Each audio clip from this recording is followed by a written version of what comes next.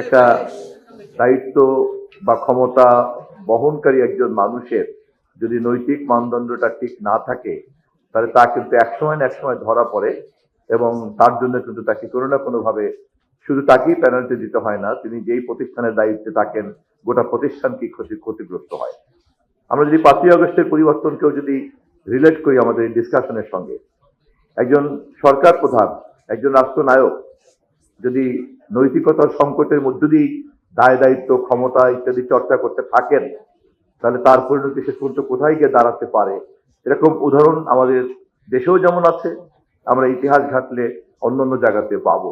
একটা উন্নত সমাজের জন্য এই ধরনের যে মৌলিক ইথিক্স এবং মৌলিক ইথিক্যাল কোড থাকা দরকার এবং যে বয়স থেকেই শুরু করা দরকার, তার দরকার।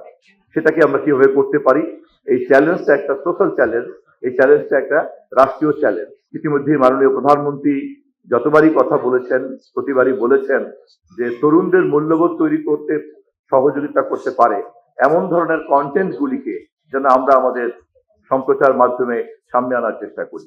কাজ করতে গিয়ে যে সমস্যাটা হয় সেটা হচ্ছে যে এখনকার গণমাধ্যম জগতের সবচেয়ে বড় সিংহ প্ল্যাটফর্ম হচ্ছে সোশ্যাল মিডিয়া। কিন্তু সোশ্যাল মিডিয়া সরকারের যে অবকাঠামো, এই অবকাঠামোর মধ্যে এটা কাজ করার কিন্তু কোনো বিধান নাই। আমাদের রাষ্ট্র এটা একটা অ্যানালগ সিস্টেমে দাঁড়িয়ে আছে, অথবা একটা বাটন ফোনের মতো এটা কাজ করে। কিন্তু সমাজ, পৃথিবী, তার চাহিদা তৈরি হয়ে গেছে কিন্তু ডিজিটাল। এমনকি আমাদের ইন্ডিভিজুয়াল প্র্যাকটিস, আমাদের ব্যক্তিগত সংযোগ, আমাদের অর্থনৈতিক কর্মকাণ্ড, পেশাগত কর্মকাণ্ড, ব্যবসা বাণিজ্য, অর্থনীতি প্রায় কিন্তু খুব দ্রুত এটা কিন্তু ডিজিটালাইজ হয়ে যাচ্ছে।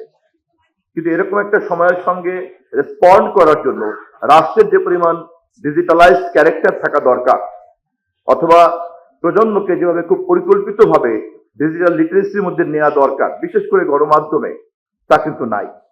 এবং এই না থাকার কারণে দেখা গিয়েছে যে ইচ্ছা থাকলেও এই কাজগুলি করতে কিন্তু অনেক সময় লেগে যাচ্ছে।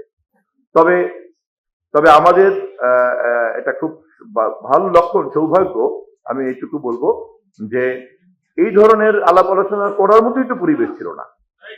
এই সমস্যাগুলি নিয়ে যে আমরা কথা বলবো সেটাই তো ছিল না। প্রত্যেকটা জায়গাতেই এমন একটা দুর্বৃত্তের সংস্কৃতি তৈরি হয়ে গিয়েছিল যে কোনো ভালো আলোচনা, ভালো সমস্যা নিয়ে যে আক্ষেপ বিনিময় করব, সেই পরিবেশও তো ছিল না।